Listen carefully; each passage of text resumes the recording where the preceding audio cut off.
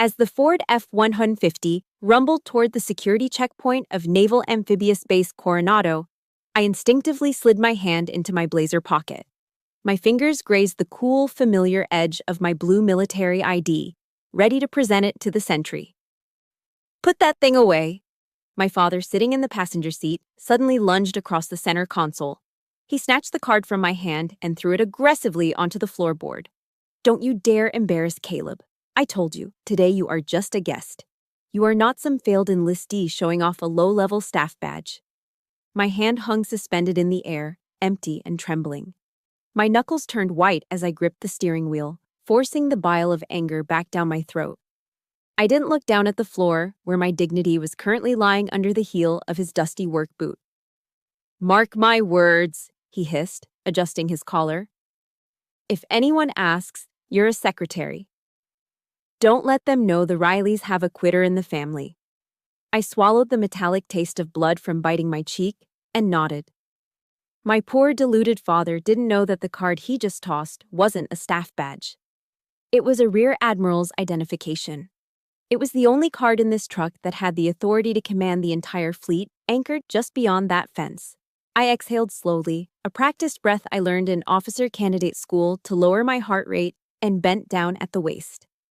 The cab of the truck smelled like stale coffee and the distinct, earthy odor of Ohio mud that seemed to follow my father everywhere. My fingers brushed against the rubber floor mat, searching. There it was. My ID card was wedged pitifully between a crushed, sticky Mountain Dew can and the heavy, mud-caked tread of his Timberland work boots.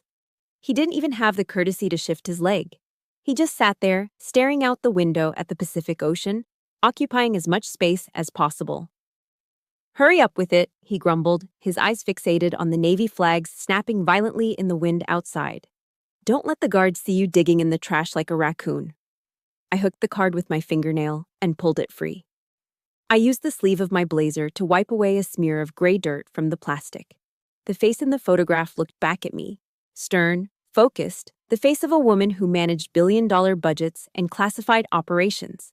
But here, in this cab, she was covered in grit. I didn't put the lanyard around my neck. Instead, I shoved the card deep into my trouser pocket, burying it next to my lint and loose change. It felt like I was personally conducting a funeral for my own identity. We rolled past the sentry. I handed over my civilian driver's license with a forced, tight-lipped smile. The young sailor waved us through, oblivious to the fact that a flag officer was driving the vehicle. As the base opened up before us, revealing the pristine, manicured lawns and the looming gray hulls of warships in the distance, Dad cleared his throat. I knew that sound. It was the preamble to a sermon. "You know, Teddy Roosevelt had it right," he announced, his voice booming in the confined space. He loved the sound of his own voice almost as much as he loved the idea of war. He said the credit belongs to the man who is actually in the arena, the man whose face is marred by dust and sweat and blood. He turned his body, slapping the empty leather seat behind him where my brother, Caleb, would usually be sitting. "That is your brother, Amelia. That boy is a warrior. He strives valiantly." Dad paused for effect, then looked at me in the rearview mirror.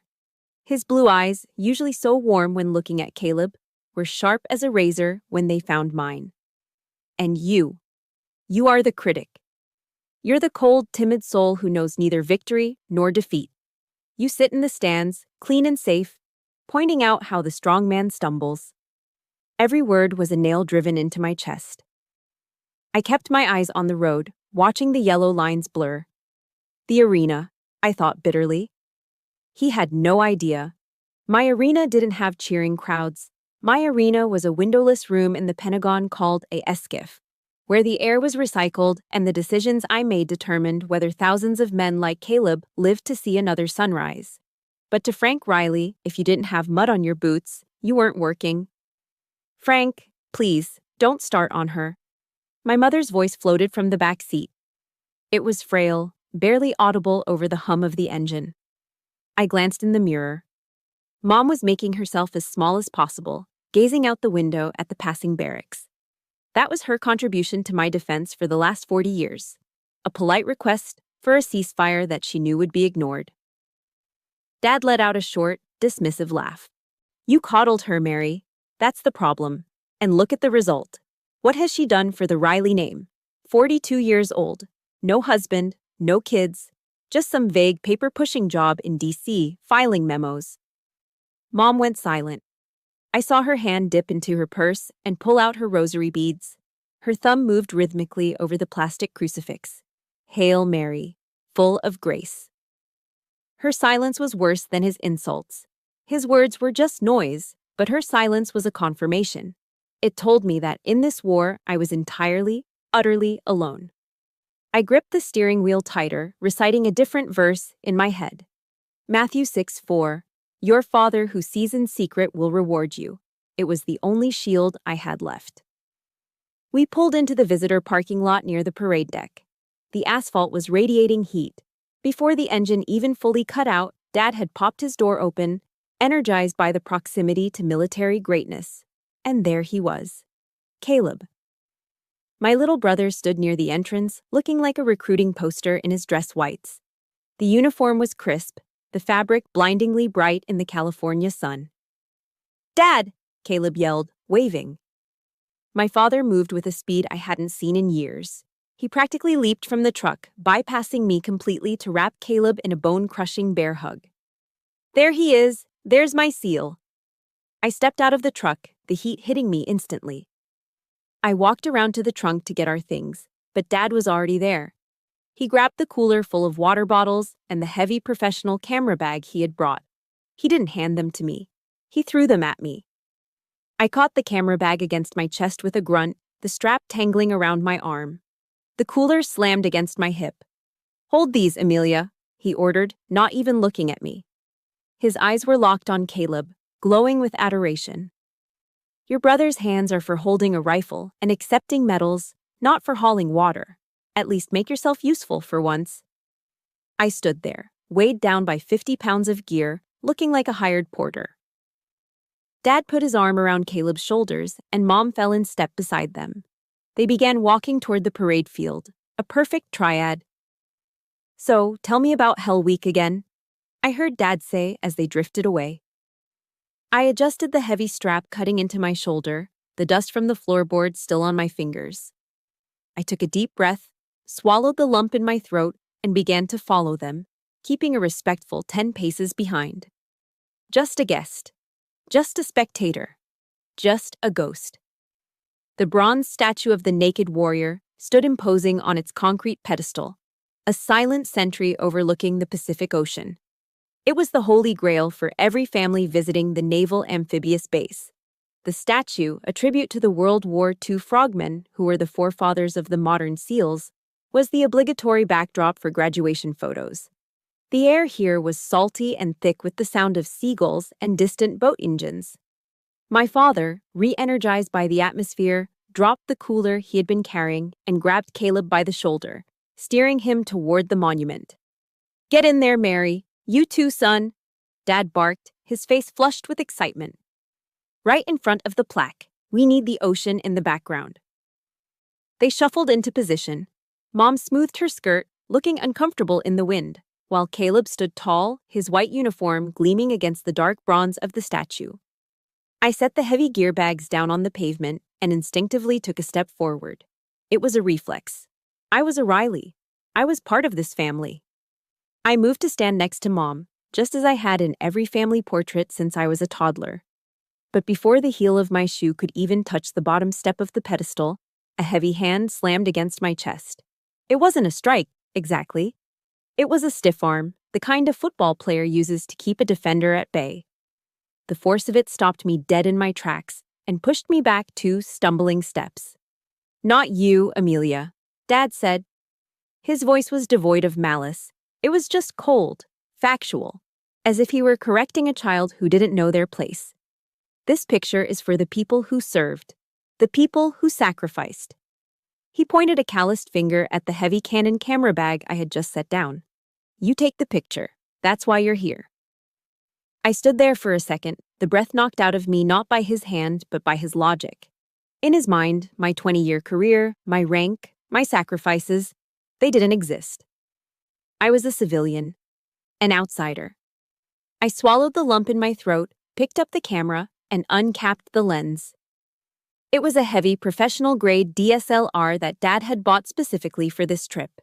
I lifted it to my face, grateful for the black plastic body that hid my expression. I twisted the focus ring. The image in the viewfinder blurred, then snapped into razor-sharp clarity. It was a perfect American family. The proud, blue-collar father, the devoted, silent mother, the hero son. Framed perfectly against the blue sky and the bronze warrior. It was a complete picture. It didn't need me. "Smile!" Dad shouted, puffing out his chest. "Look like a warrior, Caleb." I pressed the shutter button. Click. I took another. And another. Capturing the happiness I was explicitly excluded from. My eye began to water, blurring the viewfinder again, but I didn't dare lower the camera to wipe it away. I couldn't let him see me cry. I wasn't his daughter right now. I was the hired help. I was the logistics officer for the Frank Riley Glory Tour. "Frank, is that Frank Riley?"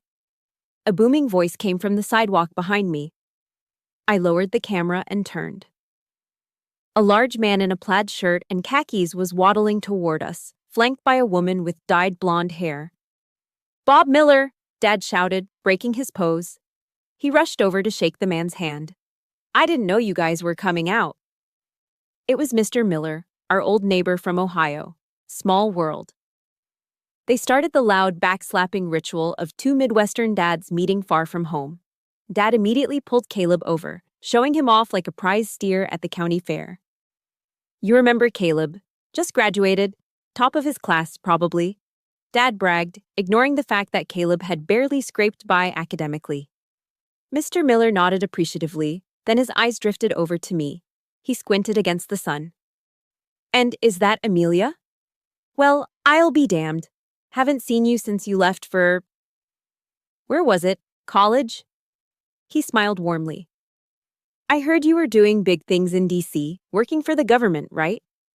I opened my mouth to speak, to offer a polite, vague answer about the Pentagon, but Dad cut in. He stepped between us, his smile tight and dismissive.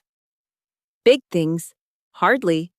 Dad laughed, waving his hand as if swatting away a fly. "She's a secretary, Bob. Works in a basement office somewhere filing papers and making coffee for the brass. You know how it is. Safe work?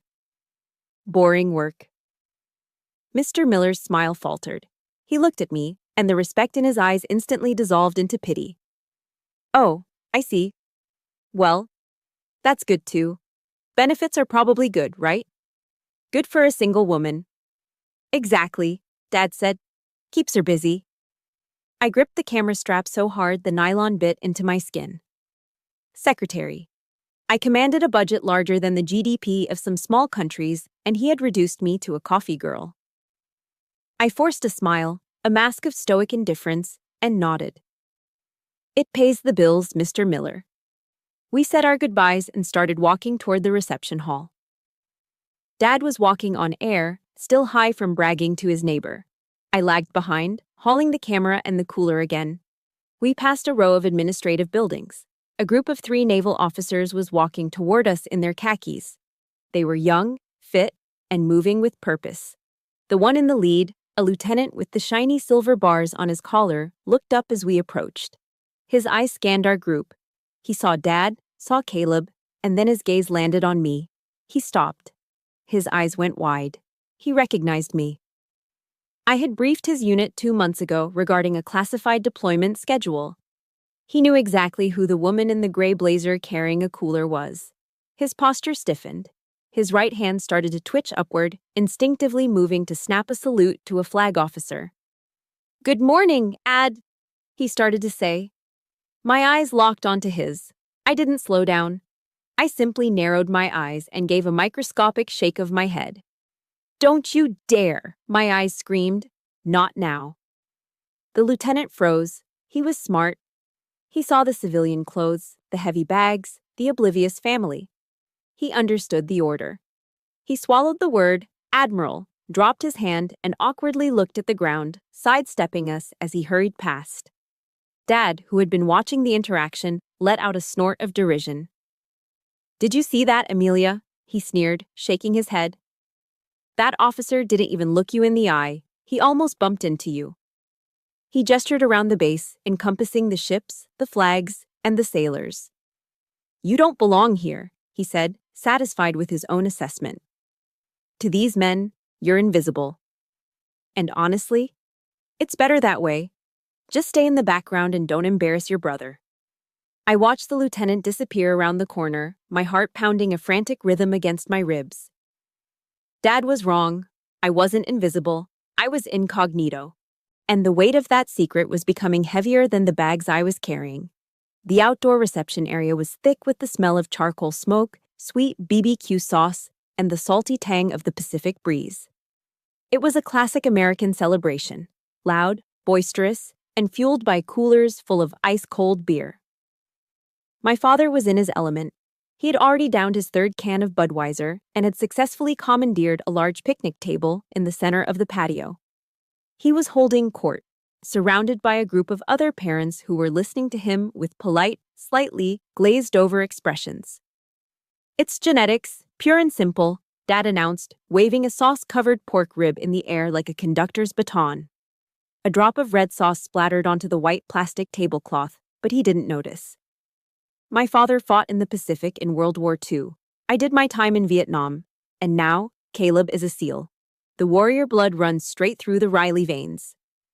One of the other fathers, a man wearing a Navy Dad baseball cap, gestured toward me with his plastic fork. What about the girl? Did she enlist? Dad stopped mid-chew. He waved his hand dismissively, as if swatting away a persistent fly. Genetic glitch, he laughed, looking around for approval. She takes after her mother's side, soft, scared of loud noises. She actually tried military school years ago, but she quit after 2 weeks because she missed her pillow. I sat at the far edge of the bench, staring intently at my empty plastic plate. I didn't say a word. I didn't correct him. I didn't mention that I had graduated valedictorian from the Naval Academy, or that the military school he was referring to was a 2-week summer camp I attended when I was 12.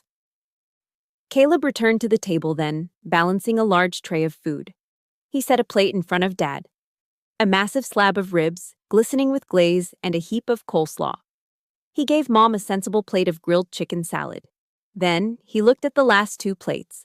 One had a nice cut of brisket, the other held a hamburger that had clearly been left on the grill too long. Half of it was charred black, and a scoop of cold, limp fries. Caleb hesitated, his hand hovering over the brisket. He looked at me, then at the meat. Dad reached out and snatched the plate with the burnt burger. He slid it across the table toward me. It stopped with a dull thud. Eat up, he said, his voice loud and artificially generous. The ribs and brisket ran out. Besides, you sit in an air-conditioned office all day, Amelia. You don't want to get fat. Leave the protein for Caleb. He needs the muscle to defend this country. You just need enough strength to type on a keyboard. I looked at the charred puck of meat. I picked it up, feeling the dry, hard crust against my fingertips. I took a bite. It tasted like ash and lighter fluid. It tasted exactly like my life at that moment, bitter and hard to swallow. Excuse me, I mumbled, standing up abruptly. I need to use the ladies' room. I walked away fast, keeping my head down, navigating through the maze of tables and laughing families. I pushed into the restroom, grateful for the sudden silence and the smell of industrial lemon cleaner. I turned on the faucet and splashed cold water on my face, trying to wash away the heat of humiliation. I was reaching for a paper towel when the door swung open. A woman walked in. She was elegant, wearing a navy dress that cost more than my father's truck. It was Eleanor Harris, the wife of Admiral Harris, the commander of the Pacific Fleet. We had had dinner together just last week in D.C. She stopped dead in her tracks. Her eyes went wide. Amelia, she gasped. My God, is that you? She started to rush toward me, her arms opening for a hug. Richard told me you were the architect behind the new deployment strategy, but I didn't know you were I panicked. I pressed my index finger sharply to my lips. Shh. Eleanor, please. She froze, confused. She looked at my plain civilian clothes, the gray blazer, the lack of ribbons or rank. Then she looked toward the door, where the sound of my father's loud, bragging voice was faintly audible. She was a smart woman. Being a military spouse for 30 years had taught her how to read a room. The confusion in her eyes melted away, replaced by a look of profound, heartbreaking pity. "They don't know, do they?" she whispered. I shook my head, feeling my throat tighten. Eleanor stepped forward and took my wet hands in hers. She squeezed them hard. "You are the strongest woman I know, Admiral. I don't know how you do it." "Please," I whispered back, "don't blow my cover." She nodded solemnly, promising silence with her eyes. I waited a moment, composed myself, and walked back out into the heat. When I got back to the table, Caleb was being pressured into chugging a beer by Dad. My brother looked flushed, his eyes swimming slightly. He looked up at me, and for the first time today, I saw guilt on his face. "Dad," Caleb slurred slightly. "You know, Amelia, actually. She works really hard, too." I held my breath. Was he going to say it? Dad slammed his empty can onto the table, crushing it. He laughed, a harsh, barking sound. "Hard? Please," Dad scoffed. "What's hard? A paper jam in the Xerox machine? Running out of blue pens?" He leaned in, pointing a finger at Caleb. "Don't you defend her mediocrity, son. The truth hurts, but it's necessary. This world runs on men with guns, like you, not on the people who file the paperwork afterward." Caleb's mouth snapped shut. He looked down at his boots, choosing the safety of silence over the danger of the truth, just like Mom. I sat back down and picked up my cup of lukewarm water. I took a long sip to wash down the taste of the burnt burger. If you are listening to this and you know exactly how that bitter burger tasted, if you have ever had to swallow your pride just to keep the peace in your own family, do me a huge favor. Hit that like button and comment, "I am still standing," below. Let's show Frank Riley he's wrong. I set the cup down. 2 hours, I told myself. Just 2 more hours, and I can disappear. The boisterous noise of the reception, the clinking of beer cans, and the drone of my father's bragging voice finally became too much. The air under the patio cover felt thick, suffocating, composed entirely of charcoal smoke and lies. I slipped away while Caleb was distracted by a group of his new platoon mates. I didn't head for the parking lot. Instead, I walked toward the back of the venue, finding a narrow paved path that led down to the water. The further I walked, the quieter it got. The laughter faded, replaced by the rhythmic, heavy sound of the Pacific Ocean slapping against the concrete pilings. I found a spot on an old, deserted pier, far away from the celebration of the heroes. The wind out here was biting, whipping my hair across my face, but it felt clean. I leaned my elbows against the rusted iron railing and looked out at the bay. In the distance, the gray silhouettes of 3 Arleigh Burke-class destroyers bobbed gently in the harbor. Further out, the looming shadow of an aircraft carrier cut the horizon. I stared at them, feeling a strange, aching familiarity. That was my real family. Those millions of tons of steel, those radar systems, those thousands of sailors sleeping in narrow racks, they listened to me. When I spoke, they moved. When I signed a paper, they deployed. Yet 50 yards behind me, my own flesh and blood wouldn't even let me finish a sentence about my job. I reached into my pocket and pulled out a small, worn object.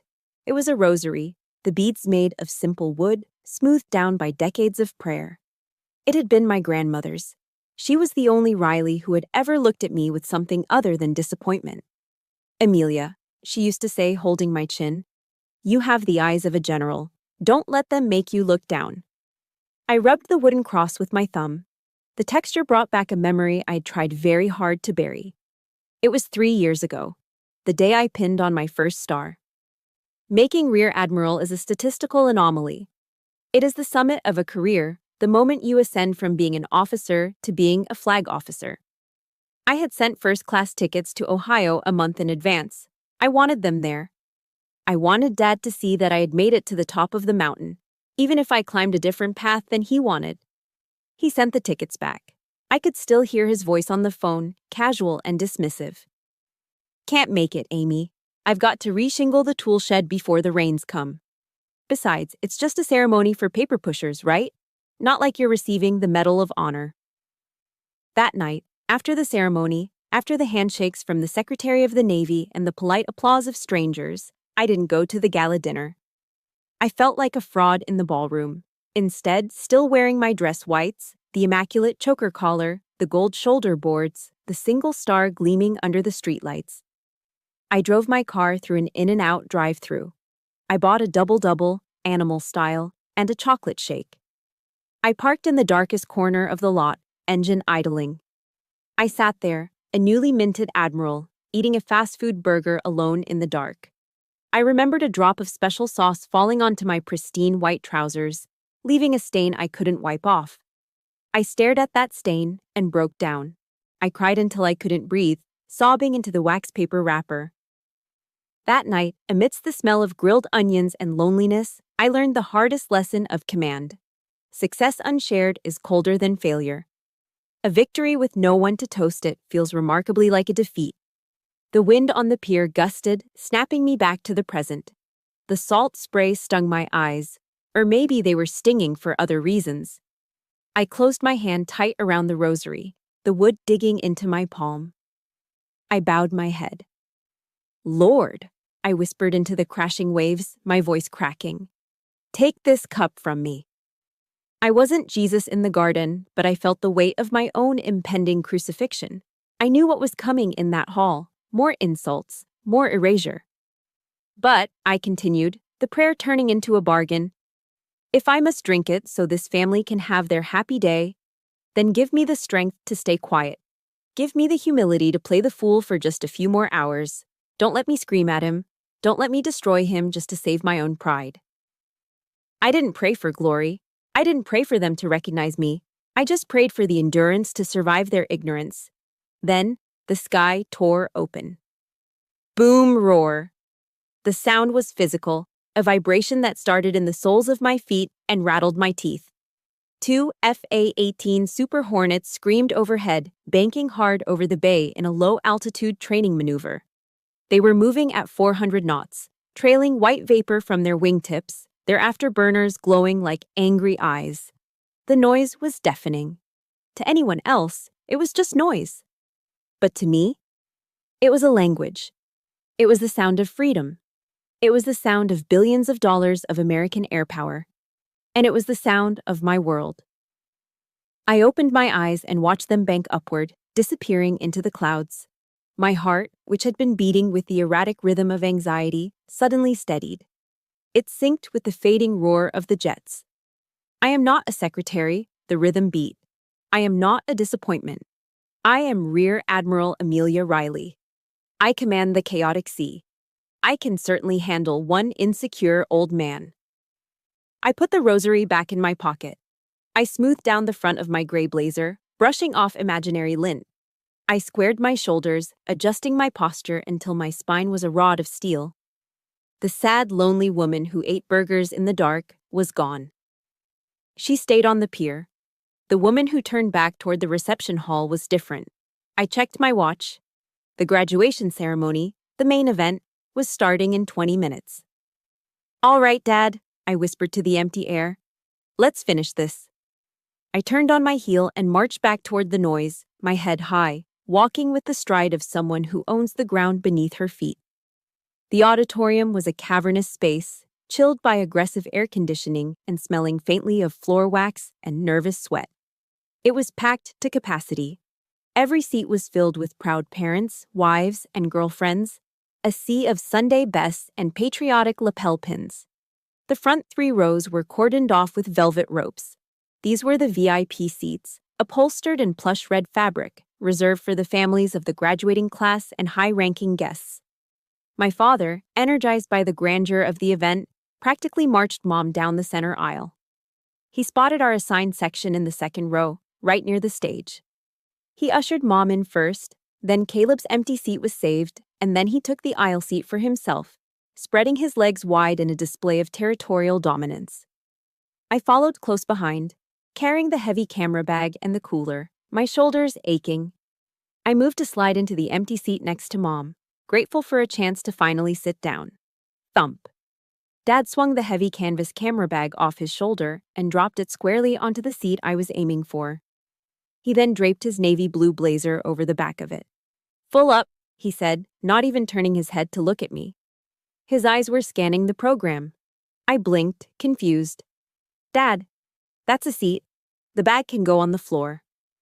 "The floor is dirty," he snapped, finally glancing at me with irritation. "That's expensive equipment. Besides, you need to be mobile. You can't get good angles from here." He gestured vaguely toward the back of the auditorium with his thumb. "Go find a spot in the back, or stand against the wall. You're just here to take pictures when Caleb walks across the stage anyway. Don't crowd the family section." I looked at Mom. She was studying her hands, twisting her wedding ring. I looked around. People were watching. I felt the heat rising in my neck. I didn't argue. I couldn't make a scene here, not in this house of honor. I tightened my grip on my purse, turned around, and began the long, lonely walk back up the aisle. I passed row after row of smiling families, feeling like an intruder.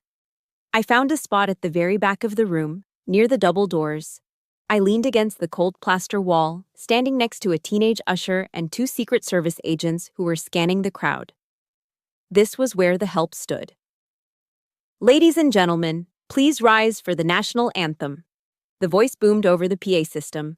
The rustle of fabric filled the room as 2,000 people stood up in unison. "Oh, say, can you see?" The familiar notes of the Star-Spangled Banner swelled from the orchestra pit. My spine snapped straight instinctively. My heels clicked together. My right hand twitched, starting its upward arc toward my brow for a salute. It was muscle memory, burned into me over 20 years of service. I caught myself just in time. I forced my hand down to my side, clenching it into a fist to stop the reflex. I was in civilian clothes. I was incognito. I wasn't an officer today. I was Frank Riley's disappointment. Down in the second row, I saw Dad. He was standing taller than anyone else. His chest was puffed out so far it looked painful. He was singing, his baritone voice booming louder than the people around him, making sure everyone knew how patriotic he was. He looked the part of the perfect American father. As the anthem faded, the room remained standing. A petty officer took the stage. "The SEAL ethos," he announced. 200 young men in dress whites shouted in unison. Their voices shook the walls. "In times of war or uncertainty, there is a special breed of warrior ready to answer our nation's call. I will never quit. My nation expects me to be physically harder and mentally stronger than my enemies." Dad turned his head. He looked all the way to the back of the room, searching for me. When he found me standing against the wall, he locked eyes with me. He didn't smile. He just nodded slowly, as if to say, "Do you hear that? That is what you are not." We sat down. The base commander, a captain with a chest full of ribbons, took the podium. He began a speech about the silent professionals, the men who work in the shadows, the sacrifice that goes unnoticed. I watched Dad lean over to the man sitting next to him, a stranger. Dad pointed to the stage, then gestured back toward me. I couldn't hear the words, but I could read his lips perfectly. "That's my boy up there. My girl. No, she likes the easy life, paperwork." The stranger chuckled and looked back at me with a sympathetic shake of his head. I felt like I was being suffocated. The air in the room felt thin. He was slandering me in my own church, desecrating my service in the very hall where I had sworn my oaths. I wanted to leave. I wanted to push through those double doors and drive until the ocean ran out. But I stayed. I stayed because I was a Riley, and we didn't run. I stayed because I was a stoic, and I could endure this. And now, the announcer's voice cut through my internal spiral. "It is my distinct honor to introduce the commander of Naval Special Warfare Command, Lieutenant General Michael Vance." The room went deathly silent. This was the main event. General Vance walked onto the stage. He was a legend, a 3-star general who had seen combat in 3 different decades. He moved with the predatory grace of an old eagle. He didn't approach the podium immediately. Instead, he walked to the edge of the stage. He didn't look at his prepared remarks. He looked at the audience. His eyes, sharp and intelligent, began to scan the crowd. He was looking for something, or someone. He looked at the VIP section. He looked right past my father, who was practically vibrating with excitement. He looked past the captains and the majors. His gaze swept up, over the heads of the crowd, all the way to the back of the room. And then, he stopped. Across 100 feet of crowded auditorium, the general's eyes locked onto mine. He froze. His brow furrowed slightly, a flicker of genuine surprise crossing his stoic face. He squinted, confirming what he was seeing. Then the surprise evaporated, replaced by a look of intense, profound recognition. My breath hitched in my throat. The air conditioner hummed, but for me, the world had gone silent. He saw me. He really saw me. And I knew, with terrifying certainty, that the silence was about to be broken. General Vance did not look down at the prepared speech on the podium. He stood there for a long, uncomfortable moment, his hands gripping the edges of the lectern until his knuckles showed white. He leaned forward, and a sharp, high-pitched screech of feedback from the microphone sliced through the silence, making half the room flinch. The general didn't apologize for the noise. He just stared out at the sea of faces, his expression unreadable. Before we proceed with commissioning these new warriors, Vance's voice rumbled through the speakers, deep and gravelly. I've noticed a significant breach of protocol. In the second row, my father perked up. He craned his neck, looking around excitedly. He leaned over to Mom, whispering loud enough for me to hear from the back of the room. Protocol, Dad muttered, nodding sagely. Bet a senator just walked in, or maybe the Secretary of Defense. Watch, Mary, someone big is coming. He smoothed his tie, readying himself to be in the proximity of power. He had no idea the power was already in the room, standing 40 feet behind him against a cold plaster wall. This unit is trained to identify threats and assets in high-stress environments, General Vance continued, his eyes still scanning the back of the room. But today, it seems we have failed to recognize our own chain of command. The room went deadly quiet. You could hear the hum of the air conditioning vents. Then, General Vance raised his right arm. He pointed a single, steady finger directly over the heads of the VIPs, over the heads of the officers, straight at the back corner near the exit doors. Straight at me. I am honored to recognize the presence of the architect behind our current Pacific defense strategy, a woman who taught me everything I know about naval intelligence operations, Vance said, his voice swelling with authority. Welcome ashore, Rear Admiral Amelia Riley.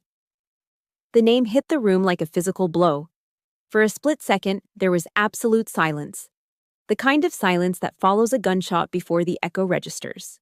My father froze. His body went rigid, as if his spine had fused into a solid bar of iron. He didn't turn around immediately. He couldn't. His brain was trying to process a reality that contradicted his entire existence. Slowly, painfully, like a rusted turret traversing on a tank, Frank Riley turned in his seat. He looked past the velvet ropes. He looked past the rows of strangers. He looked all the way back to the shadow against the wall. His mouth fell open. His eyes were wide, round discs of pure, unadulterated shock. He looked like he was seeing a ghost. But the general wasn't done. Captain, Vance barked at the commanding officer on stage. The captain snapped to attention. He took a breath that expanded his chest, and then, with a voice that could shatter glass, he bellowed the most powerful command in the Navy. Attention on deck. Kaboom! It wasn't a sound. It was an earthquake. In a single, synchronized motion, 200 graduating SEALs on the stage and dozens of high-ranking officers in the audience surged to their feet. 400 heels slammed into the wooden floorboards at the exact same millisecond. The sound reverberated through my ribcage, a thunderclap of discipline and respect. The entire auditorium became a sea of white and khaki uniforms, turning as one. They weren't facing the stage anymore. They were facing me. 250 hands snapped up. The air whistled as they cut through it. It wasn't a casual wave. It wasn't the half-hearted gesture of a neighbor. It was a rigid, razor-sharp salute. Every spine was straight, every chin was tucked, every eye was locked onto the secretary in the gray blazer. I peeled myself away from the wall. I didn't need the shadows anymore. I stepped into the aisle, standing in the pool of light. I squared my shoulders, lifting my chin. I looked through my glasses, scanning the faces of the men who were currently offering me their unconditional obedience. I saw Caleb up on the stage. His face was drained of blood, pale as his uniform. He was saluting, his hand trembling slightly against his brow, his eyes wide with a mixture of terror and awe. And then I looked down at the second row. Frank Riley was the only man sitting down. He looked small. He looked withered. His hand, which had been holding his iPhone to record Caleb, went limp. Clatter. The phone hit the floorboards, sliding under the seat in front of him. He didn't reach for it. He couldn't move. He was staring at me, and then looking back at the 3 silver stars on General Vance's shoulder, and then back at me. The math finally worked in his head. The paperwork, the office job, the secretary. The lie he had told himself, the lie that I was a failure so he could feel like a success, shattered into a million jagged pieces. His face turned a deep, violacious red. It started at his collar and flooded up to his hairline. It wasn't anger. It was shame. A thick, suffocating shame that seemed to shrink him physically. He slumped in his chair, pulling his arms in, trying to make himself disappear between the standing giants who were saluting his daughter. For 40 years, Frank Riley had been the loudest man in every room. But in this hall of heroes, under the weight of the truth, he was finally, blissfully silent. If you felt a shiver down your spine when those heels hit the floor, and if you believe that the truth always comes out in the end, do me a favor. Hit that like button right now and comment, "Respect," below. Let's show Frank Riley that we see exactly who the real hero is. I held the gaze of the room for one heartbeat longer. Then, slowly, deliberately, I raised my right hand. I didn't smile. I simply returned the salute. I held the salute for exactly 3 seconds, long enough to acknowledge the respect, short enough to remind them that there was still work to be done.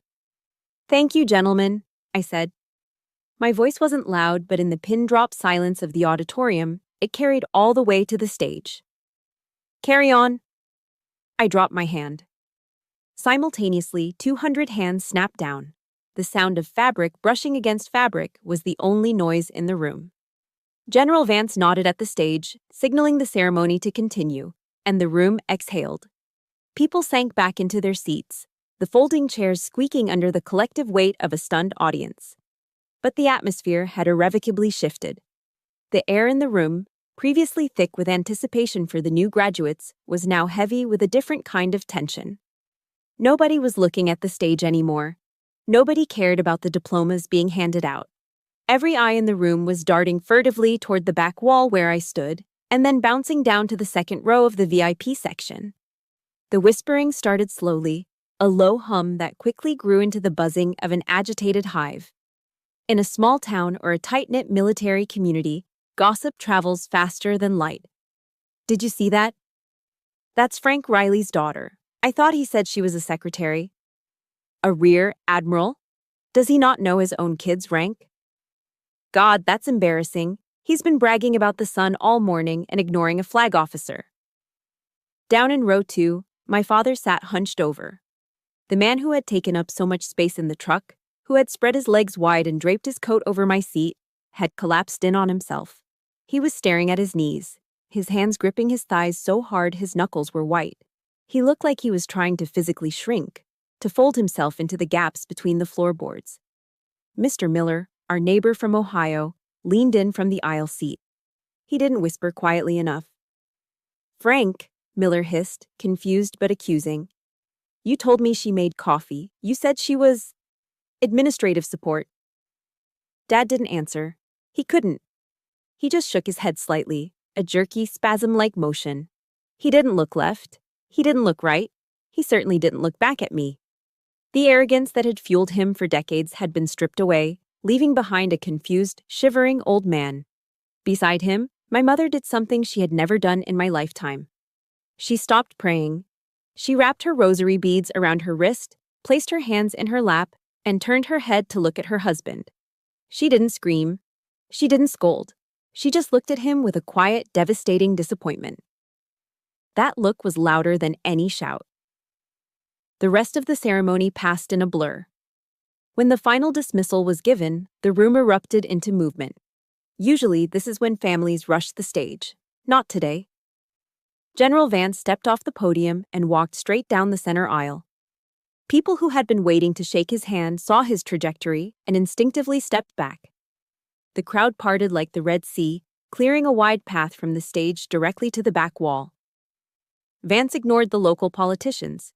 He ignored the other officers. He walked straight up to me, his hand extended. "Amelia," he said warmly, grasping my hand in a firm shake. "I didn't know you were on the guest list. If I had known, I would have had a chair for you next to me on stage. We could have used your input on the keynote." "I'm just here as family today, General," I replied, keeping my voice level. "Off the clock." "Family?" Vance raised an eyebrow. He turned his head, looking down the empty aisle toward the second row, where my father was struggling to stand up, looking like a man walking on a ship in a hurricane. "Well," Vance said, his voice carrying clearly to the VIP section. "They must be incredibly proud. It's not every family that produces a strategist of your caliber. The Navy is lucky to have you, Admiral." The words hit my father like physical blows. Proud, strategist, Admiral. Frank Riley stood up, swaying slightly. He grabbed his coat, clutching it to his chest like a shield. He didn't look at the general. He looked like he wanted to run, to flee the scene of his public execution. "Excuse me, sir," I said to Vance. "I should go see my brother." Vance nodded respectfully and stepped aside. I didn't have to go far. Caleb was already running toward me. He had jumped off the stage, bypassing the stairs. He still held his diploma in one hand and his trident pin in the other. He ran right past Mom. He ran right past Dad, who had half raised a hand as if expecting a high five. Caleb didn't even slow down for him. My brother skidded to a halt in front of me, his chest heaving, sweat dripping down his forehead. He looked at me with wide, terrified eyes. "Amelia," he stammered. He looked at my civilian clothes, then at my face, struggling to reconcile the sister he bullied with the officer his commander had just saluted. "Rear Admiral, I didn't." He started to raise his hand to salute, a reflex of his new training. I reached out and knocked his hand down gently. I stepped forward and pulled him into a hug. It wasn't a formal embrace. It was a sister holding her baby brother. I felt him shaking against me. "Congratulations, Caleb," I whispered into his ear. "You made it. Good job." He pulled back, tears welling in his eyes. He looked over my shoulder at the crowd, then back at me. "I'm sorry," he whispered, his voice cracking. "I should have said something at the table. I should have told him. I was a coward." I gripped his shoulders, feeling the new muscle he had built over months of hellish training.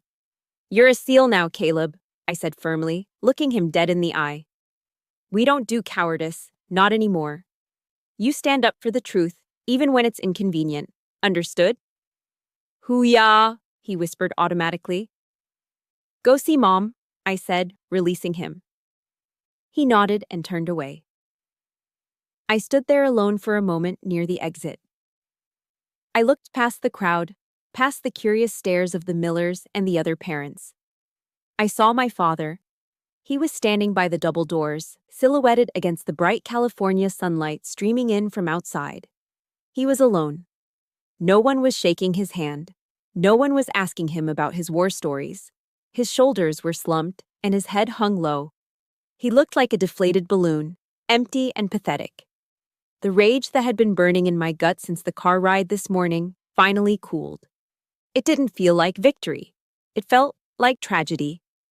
I took a deep breath, adjusted my glasses, and walked toward the door. The silence in the room was deafening, but the storm outside was just beginning. The walk to the truck was a gauntlet of suffocating silence. Dad marched ahead, head down, shoulders hunched, ignoring the curious looks from the lingering families in the parking lot. Mom scurried behind him, clutching her purse like a life preserver. I brought up the rear, still carrying the heavy cooler and the camera bag that now felt like evidence of a crime. We reached the Ford F-150. I threw the gear into the truck bed with a little more force than necessary, thud, and climbed into the driver's seat. The moment the heavy doors slammed shut, sealing us inside the cab, the air pressure seemed to drop. It was the calm before the detonation. Dad didn't even wait for me to put the key in the ignition. "You enjoyed that, didn't you?" His voice wasn't loud at first. It was a low, vibrating growl. He was staring straight ahead at the dashboard, his face a mottled patchwork of red and purple. "Excuse me?" I asked, my hand hovering over the gear shift. "You set me up!" he exploded. He slammed his open palm against the dashboard, making Mom flinch in the back seat. "You planned this whole thing. You let me run my mouth. You let me make a fool of myself in front of General Vance just so you could humiliate me." He turned to me then, his eyes bulging, veins throbbing in his neck. This was his defense mechanism. I knew it well. When Frank Riley felt small, he attacked. He couldn't process his own shame, so he had to convert it into anger and project it onto me. He had to believe I was a villain so he didn't have to admit he was a failure. "You wanted revenge because I wouldn't let you be in the picture," he shouted, spit flying. "You wanted to show off. Look at me, I'm the Admiral, and my dad is just a dumb ditch digger from Ohio." "Is that it, Amelia? Did you get your kick?" "Stop it, Frank." My mother's scream from the back seat was so sharp, so unexpected, that it actually silenced him for a second. In 40 years, I had never heard Mary Riley raise her voice above a whisper. "Just stop it," she sobbed. "No, Mom," I said, my voice terrifyingly calm. I turned in my seat to face him. "Let him speak. I want to hear this." I looked at my father. I didn't feel the old fear anymore. I felt cold. I felt like steel. "You think I have time for games, Dad?" I asked, my voice cutting through the heat in the cab. "I command the 7th Fleet. I manage nuclear assets. I don't have time to orchestrate a soap opera just to hurt your feelings." "Then why didn't you say anything?" he demanded, his voice cracking. "Why did you let me treat you like a secretary?" "Because you never asked," I shot back. "Not once. In 20 years, Dad. You never asked me what I did. You asked if I was married. You asked if I had kids. You asked if I was gaining weight.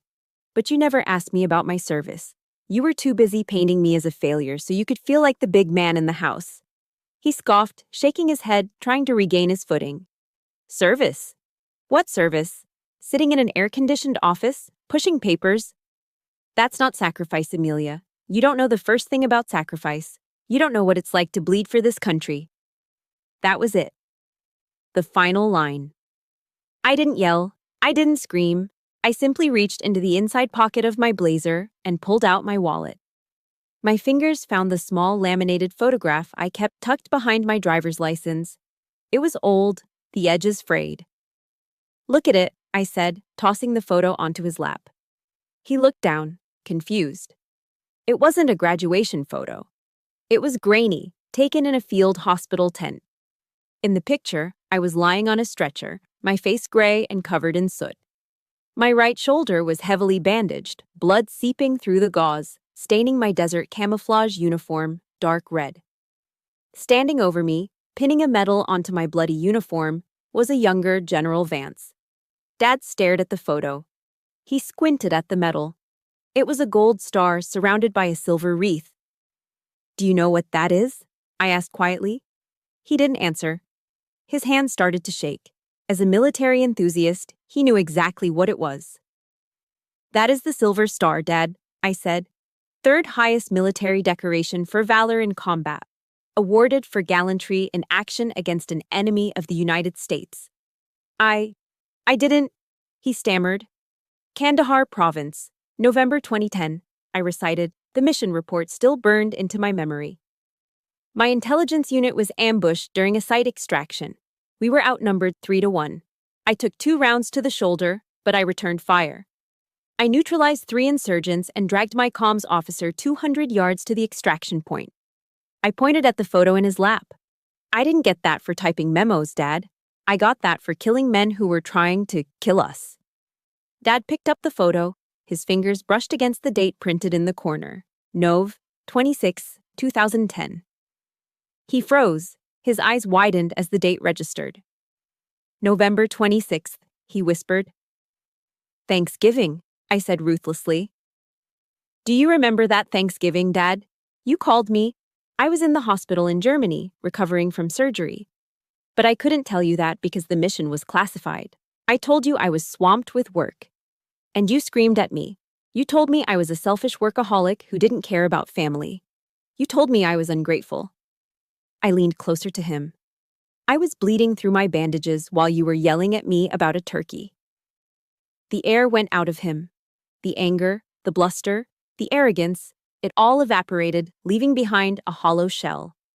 He looked at the photo, at the blood, at the metal, and then he looked at me. He really looked at me, seeing the faint scar on my neck that he had probably never noticed before. A silver star, he choked out. His face crumbled. The tears came instantly, overflowing his eyes and running down his weathered cheeks. It wasn't the polite crying of a funeral. It was the ugly, jagged sobbing of a man realizing that his entire worldview was a lie. He dropped the photo and slumped forward, burying his face in the steering wheel. His shoulders heaved violently. "Oh, God," he wept, his voice muffled against the leather. "Oh my God, Amelia, what have I done?" I sat back in my seat, watching him fall apart. The fire in my chest burned out, leaving only a dull, aching exhaustion. I didn't touch him. I didn't comfort him. Not yet. He needed to feel this. He needed to feel the full weight of the years he had stolen from us. "You didn't see me, Dad," I said softly, looking out the windshield at the ocean. "You never saw me." It was 11 o'clock at night. We found ourselves in the back corner of a Denny's just off the highway, the kind of place that serves as a sanctuary for weary travelers and broken families alike. The restaurant was mostly empty. The overhead fluorescent lights hummed with a low electric buzz, casting a sterile yellow glow over the red vinyl booths. The air smelled thick with the scent of cheap coffee, maple syrup, and industrial floor cleaner. A uniquely American perfume that somehow felt comforting in its familiarity. We had shed our armor. Caleb had changed out of his dress whites into a wrinkled gray t-shirt and jeans. I was back in my blazer, but I had loosened the scarf around my neck. Dad sat across from me, but he wasn't the boisterous, chest-thumping patriarch from the morning. He was just an old man in a flannel shirt. He held a white ceramic mug of black coffee between his hands, staring into the dark liquid as if it held the secrets of the universe. The steam rose up, curling around his face, highlighting the deep lines etched into his forehead. He looked 10 years older than he had at sunrise. The silence at the table wasn't the suffocating pressure of the truck ride. It was softer, heavier, colored by the exhaustion of a man who had finally put down a load he'd been carrying for decades. The waitress, a woman named Brenda with tired eyes and a kind smile, topped off Dad's coffee. He nodded a silent thanks, but didn't drink. "I never made it past Sergeant," he said suddenly. His voice was rough, like gravel grinding together. He didn't look up. He kept his eyes fixed on the coffee. "I was an E5, he continued, his thumb tracing the rim of the mug. "Average, forgettable. I came home, started the construction business, and told everyone I was a big shot. But I knew." He finally lifted his head. His eyes were red-rimmed and swollen. "When you got into the academy, and then when you started climbing, lieutenant, commander, captain, I got scared." I watched him, my own coffee forgotten. "Scared of what, Dad?" "Scared that you would look at me and see a failure," he whispered. The admission hung in the air between us, raw and terrifyingly honest. "I was your father. I was supposed to be the giant in the room. But you were becoming a giant, Amelia. And I felt myself shrinking." He took a shaky breath. "So I had to push you down. I had to convince myself and everyone else that you were just a paper pusher. If I could make your success look small, then maybe I could still feel big." It was jealousy, Amelia. Just petty, ugly jealousy from a scared old man. I looked at his hands. They were large, calloused, scarred from 40 years of hanging drywall and framing houses. They were the hands that had built the roof over my head. They were the hands that had held my bicycle seat when I was learning to ride. I reached across the sticky laminate table and covered his rough hand with mine. His skin felt like sandpaper, warm and familiar. "Dad," I said gently, waiting until he met my gaze. "Look at me." He blinked, a fresh tear leaking out. "I don't need you to be a war hero," I told him, my voice steady. "I don't need you to be a general. I work at the Pentagon, Dad. I have dozens of generals barking orders at me every single day. I have enough people trying to save the world." I squeezed his hand, feeling the tremors in his fingers. "I don't need another officer. I just need a dad. I need the guy who used to make me pancakes on Sundays. I need the guy who calls me just to ask if I've eaten dinner, not to ask if I've been promoted." Caleb, sitting next to Dad, looked down at his lap, wiping his eyes with the back of his hand. Dad looked at me, his chin trembling. He tried to speak, but the words got stuck in his throat. He just nodded, a jerky, desperate motion of understanding. A single tear rolled down his cheek and splashed onto the plastic tabletop. My mother, who had been silently observing this ceasefire, decided it was time to intervene. She smiled, a genuine relieved smile that took years off her face. She reached for the large platter that the waitress had placed in the center of the table. It wasn't a gourmet meal. It was a Grand Slam side order. A mountain of crinkle-cut French fries smothered in melted cheddar cheese and bacon bits. "Go on," Mom said, pushing the plate toward the center. "Eat. It's your favorite, Amelia. You used to beg for these after church." The smell of the melted cheese and salty bacon hit me, triggering a flood of childhood memories that had nothing to do with rank or disappointment.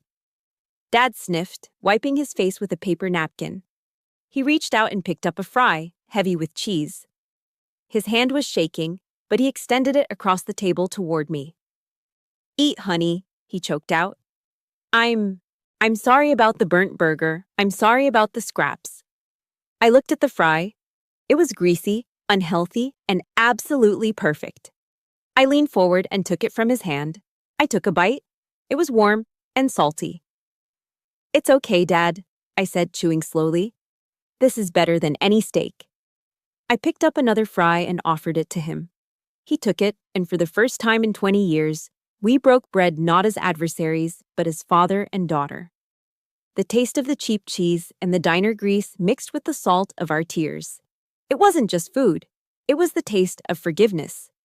The curbside drop-off at Terminal 2 of San Diego International Airport is usually a place of chaotic, hurried goodbyes. Cars double park, horns honk, and people rush to drag luggage out of trunks before the airport police wave them along. But as I put the truck in park and stepped out into the mild morning air, everything felt slow, deliberate. My parents were standing on the sidewalk with their luggage. Mom looked tired but peaceful, clutching a bag of souvenirs for the grandkids back in Ohio. Caleb gave me a quick, bone-crushing hug, whispered a final, "Thank you, sis," and grabbed the bags to head toward the check-in counter. That left me and Dad. He wasn't wearing the tight, uncomfortable suit he had worn to the ceremony yesterday. He wasn't wearing his construction flannel either. He was wearing a brand new navy blue t-shirt. The cotton was crisp, the fold lines still visible. He must have snuck into the Navy Exchange store on base while I was grabbing coffee this morning. He stood with his chest puffed out, but not in the arrogant way he used to. He stood so the white lettering on the left breast pocket was clearly visible to everyone walking past. Proud dad of a Navy Rear Admiral. He didn't say a word about it. He didn't point to it. He just wore it, quietly broadcasting the truth he had tried to bury for 20 years. It was his way of apologizing, a silent billboard of atonement worn right over his heart. "Well," he said, clearing his throat, looking at the sliding glass doors of the terminal. "I guess this is it." "I guess so," I said. "Flight leaves in 2 hours. Don't miss it." Usually this would be the part where he gave me a half-hearted, one-armed hug and told me to keep out of trouble or find a husband. But Frank Riley didn't move toward me. Instead, he took a step back. He looked down at his feet and shuffled them until his heels were touching. He straightened his spine, pulling his shoulders back, erasing the slump of old age. The crowd of travelers flowed around us, businessmen in suits, families going to Disney, backpackers. They were all in a hurry. But my father stood still, an island of discipline in a river of chaos. Slowly, with a hand that trembled slightly from age but moved with the muscle memory of a young man, he raised his right hand to his brow. He didn't look at me as his daughter. He looked at me as his superior officer. "Goodbye, Admiral," he said. His voice cracked on the title, thick with a mixture of regret and immense, overwhelming respect. I felt a lump form in my throat, hard and painful. I straightened my own posture, mirroring his stance. I wasn't wearing my uniform. I was in jeans and a blazer. But in that moment, we were both soldiers.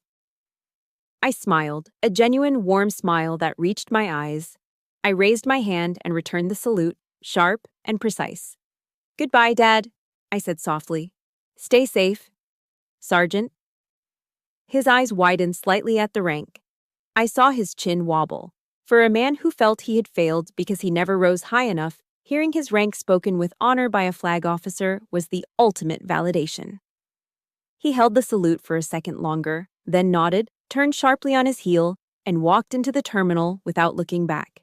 He couldn't look back. I knew he was crying again, and Frank Riley still had enough pride left to want to hide that from his commanding officer. I got back into the truck and merged onto the I-5, heading north toward the secure facility where I worked.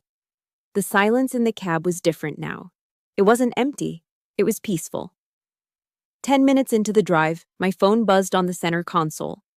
It was a secure line from the Pentagon. I tapped the hands-free button. "Riley." "Admiral, we have a situation developing in the South China Sea," a clipped voice said.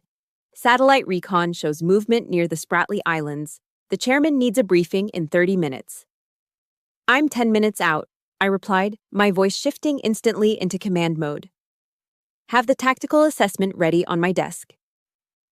"Aye, ma'am." The line clicked dead. Just like that, the family drama was over. The real world, the dangerous, complex world of geopolitics and naval strategy, was waiting for me. I would walk into a windowless room, surrender my phone, and spend the next 12 hours making decisions that would never make the evening news, but would keep the world spinning. Mr. Miller back in Ohio would probably still tell people I was a secretary. The neighbors would still wonder why Frank's daughter never came home for holidays. And as I looked at the road ahead, I realized something profound. I didn't care. I glanced at the dashboard. My military ID card was sitting there, catching the morning sun. It wasn't a heavy secret anymore. It was just plastic and a microchip. General MacArthur once said, "Old soldiers never die. They just fade away." But as I accelerated down the highway, I thought about a different kind of strength. For years, I thought strength was proving people wrong. I thought it was the roar of the jets or the snap of a salute. But I was wrong. Real strength isn't noise. Real strength is the ability to endure being misunderstood to protect the people you love, even when they are the ones misunderstanding you. It is the patience to wait until they are ready to see the truth. My father finally saw it. He finally understood. And that, more than the stars on my shoulder or the medals in my drawer, was the greatest victory of my career. We live in a world that is obsessed with noise. Everyone wants the credit, the applause, and the spotlight immediately. But my journey with my father taught me a different truth. Real value is quiet. Just because someone, even a parent, doesn't see your worth, it doesn't mean you are worthless. It just means they are looking through the wrong lens. If you are making sacrifices in the dark, if you are carrying a heavy load with no applause, please remember this. The truth doesn't need to scream to be heard. It just needs time. Stand your ground. Your salute is coming. Now, I want to turn the conversation over to you. I know many of you listening have walked in my shoes. You've been the invisible one at the family table, swallowing your pride just to keep the peace. Or maybe you represent the quiet strength in your own circle. I want to read your story. Tell me about your Emilia moment in the comments below. And if this story resonated with your heart, please do me a favor. Hit that like button and subscribe to the channel. Let's build a community where every silent hero finally gets heard. Until next time.